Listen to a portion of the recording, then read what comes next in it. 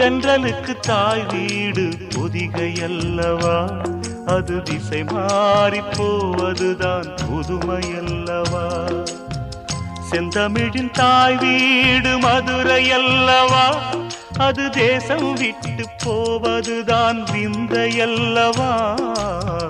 செந்தமிழின் தாய் வீடு மதுரை அல்லவா, அது தேசம் விட்டு போவதுதான் விந்தை அல்லவா. இன்னும் சொல்லவா, சொன்னால் துன்பம் அல்லவா, நான் இன்னும் சொல்லவா, சொன்னால் துன்பம் அல்லவா. தென்றலுக்கு தாய் வீடு பொதிகை அல்லவா, அது திசை மாறி போவதுதான் புதுமை அல்லவா.